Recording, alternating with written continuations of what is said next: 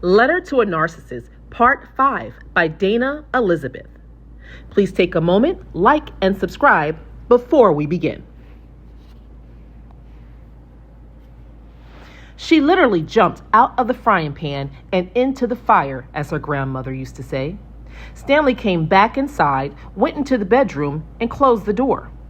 The mood was awkward, extremely awkward, as neither one had anything to say to one another.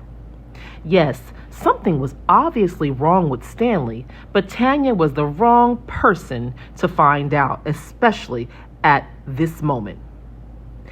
If he thought for 1 second that she would care after the way he treated her, he was wrong. There was no excuse for such disrespect. Tanya was a communicator, and she expressed herself through her words. Stanley was acting like a toddler, just running around expressing himself through his actions. He was 10 years her senior, and she was not about to teach him how to treat her, but she was about to let him know that he could not easily disrespect her with no consequences. The night went by with little to no communication between the two, and Tanya was perfectly fine with that. It was the weekend, so drinks were freely flowing. The weekend drinking was a culture the two had already created on their weekend phone calls. The drinks did help to relax the two, and suddenly Stanley broke the silence. "Hey, can we make a truce?" he said as he appeared from the wine cooler with a bottle of her favorite wine. He must have had it hidden ever since he came home from work. Tanya was flattered and instantly melted. She accepted the bottle as a peace offering, although in her mind she was saying that she wasn't going to teach him how to treat her. But with her actions, she did. She freely accepted the gift with no apologies for his behavior earlier. At that moment, she was letting him know that he could treat her any type of way, sweep the issue under the rug, and be friends again because he gave her a gift and verbally called a truce. This was the beginning of one of the worst nightmares Tanya had ever experienced. 6 months had passed and the holidays were approaching. Weekend after weekend, the drinks were still flowing. Tanya's children had already distanced themselves from Stanley. The children felt his negative energy flowing, and they stayed clear of him. It was toxic to the point she had to make them speak. The children pleaded with her to leave the whole situation altogether and start over in another city, a new home, just a new start. But she was already hooked. Stanley had a way of controlling the narrative of this relationship. While the children stayed busy with school and new friends, Tanya worked remotely, providing assistance to her clients. With such an impressive resume, she was able to secure a social worker position with the local Department of Social Services in their city. Tanya worked remotely, so she had very little interaction with the public, but twice a month, the state had a mandatory meeting in the main office. Prior to this relationship, she had been a very independent woman, and she was really used to handling her affairs on her own. Stanley would constantly reassure her that they were a team, and he was placed in her life to lighten the load.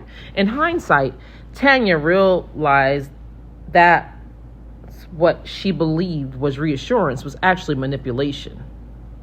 He had a way of brainwashing her that would make her feel as though they were actually a team, and their mission was to work together to build the home life they both wanted and deserved. The joke was on her because he knew exactly what he was doing. Tanya rarely forgot any incident, but some of the past ones that were related to trauma were easier to forget. However, she recalls a day when she was called into office for her monthly mandatory meeting. As she pulled into the parking lot of her job, she saw Stanley's car leaving the parking garage. She immediately called his phone and he answered. "Hey, what's up, babe?" she said, assuming he saw her as well. Stanley replied, "Hey, what's up? I meant to call you and ask you to wash my clothes from my gym bag." At that moment, she realized he thought she was still at home. I'm not home. You didn't see me, she said, surprised. Tanya never saw who was driving. Stanley had heavily tinted windows, so it was hard to determine who was ever in the vehicle. He laughed and said no. Tanya told him okay and quickly ended the conversation and exited the parking lot and followed his vehicle. Her heart was racing and her palms were getting sweaty. She knew she wasn't going crazy, and the closer she got to the vehicle, she knew that she was not crazy because she could see the license plates. The car was Stanley's. The car realized that Tanya was now following, and the vehicle sped up and jumped onto the closest highway entrance. Tanya was a slow driver, so she didn't catch up in time before the traffic began to build up, and she lost sight of the vehicle. She was flabbergasted. She felt like she was a balloon and someone just put a needle to her and released all of her air. She quickly went back to her job and attended the meeting. All the way home, she was stuck in her head. She knew that was Stanley's car, and she knew that he sped up once she got closer.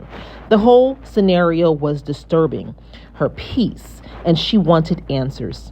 As the turbulence began to break the smoothness of the plane ride, Tanya woke up for a moment, just to shift her position, and she fell back asleep and entered deeper into her dreams and subconscious thoughts about her past life with Stanley. The day at her job shifted the whole dynamic of the relationship.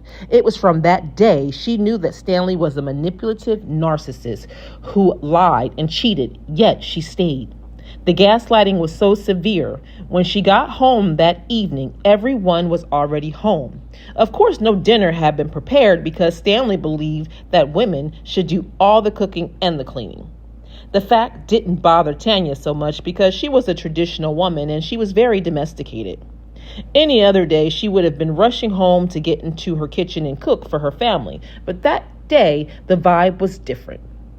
Tanya just wanted to know what was going on. She noticed when she pulled up that his car was not in the driveway. So she just marched right in and asked him where the car was. Stanley was so condescending. He told her he didn't like her energy and that when you enter the house, you should speak first before you start charging someone with questions. He was acting as if Tanya was waging some sort of attack on him. "What is wrong with you?" he said in a sinister voice. He appeared as if he already knew what was wrong. Tanya quickly adjusted her temperament, as she knew Stanley was setting a trap in one of his many mind games. She already knew how the conversation was going to go before it began. She took a long, deep breath, walked closer to him, and gave him a hug. She apologized for just bursting into the house without properly greeting him. He acknowledged her apology, and before you knew it, he never answered the question about the vehicle and changed the topic of the conversation. Tanya acted as if she didn't realize what he had done because she knew this was not over and she was going to get to the bottom of it. He had a way of controlling their interactions in this manner. If Tanya had persisted with her questioning, she knew he would have made a huge scene, shouting and carrying on just so he could storm out of the house. He had been working on his new business plan to start his marketing firm, so she let him win this little battle, and she listened to his ideas. She told him she was tired and still needed to prepare dinner, so he dismissed her and allowed her to handle her business. That night, as they laid in the bed, Tanya struck and swiftly. "Where's the car? I didn't see it in the driveway. And I need to switch cars with you tomorrow because you have more space and I need to pick up the plants from the nursery," she said in a sweet angelic tone.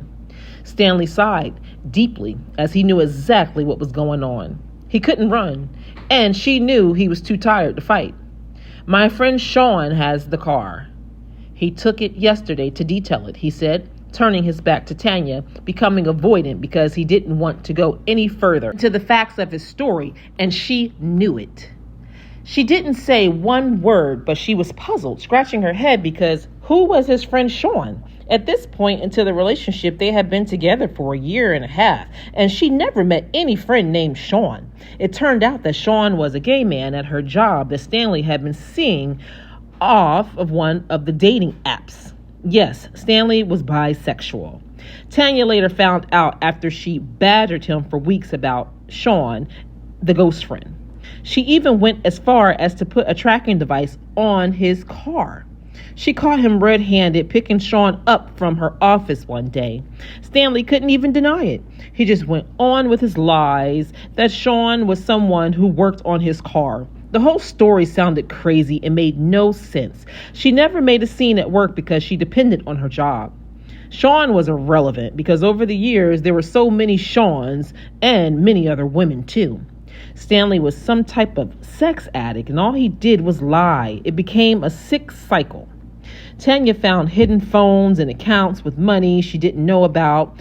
The two weren't married, but Stanley called himself her husband and she stupidly played the role as his wife. It was a big delusional life. Every time she would catch him, he'd tell the whole family she was crazy, jealous, and insecure.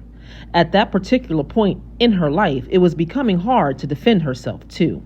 Stanley had finally opened his own firm, and turns out the business was very lucrative with little overhead. He convinced Tanya to quit her job and assist him daily. The weekend drinking didn't stop. Remember, that was a part of their culture. The music was always so loud, Tanya could barely hear herself think anymore. And there was no point to her thinking anyway, because Stanley would just influence her to take on his belief system, as she always did. The weekends became more and more toxic. Stanley introduced cocaine into their lives, and Tanya loved it. The new high was a great escape. Stanley kept her in a fog of lies and illusion. She gladly allowed him to. As long as she got her fix, she loved it in his world. As the months rolled by, the accomplishments in his life became greater. He met new friends, enjoyed new partnerships with other entrepreneurs. Tanya became another one of his trophies that he was collecting. His time at home became lessened as well. Stanley would use his work as an excuse to leave the home they shared for long periods of time. He would tell her that he had a meeting in another city, or that there was a new marketing conference he needed to attend somewhere. He preached to her how important it was to network. She didn't question him anymore because she didn't care about him or herself. Her weight was increasing. She never went outside anymore, and she allowed herself to be isolated. Holidays and weekends were spent alone because Stanley was never home, and her children were active as young teenagers. She always had the perfect smile for her children who knew she was suffering, yet she kept up an image that said otherwise. Just before Tanya agreed to go on the girls' trip, Stanley's gaslighting reached an all-time high. The incident is what had Tanya so confused about if she should leave the country or leave Stanley and this fake life altogether. Stanley would travel 2 weeks out of the month. He always had a great alibi of where he was and what he was doing.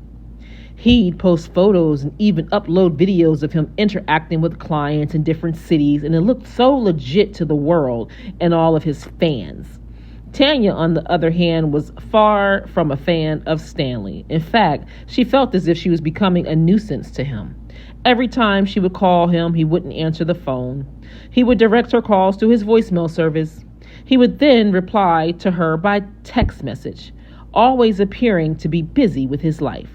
Tanya had completely lost her identity in this whole situation. However, this last trick he played created a pivotal moment in her life. Stanley had posted that he was in a downtown area of their city. He hadn't been home in over a week, and Tanya thought she would surprise him. Actually, she wanted to catch him in a surprising way. She was frustrated with being ignored and always sitting at home waiting for him. She no longer had any tracking devices because he discovered all of those tactics back in the day. She was a little more calculated because she knew she was dealing with a liar and a master manipulator, and it was going to be hard to catch him. But she was up for the task. That year, for his birthday, she purchased Stanley a laptop. The laptop was synced to their computers at home, so Stanley was unaware that Tanya knew his whereabouts at all times. She never told him anything or argued anymore because it was pointless. Every argument became a scene where she was the insane villain. Please like, comment, and subscribe for more short stories.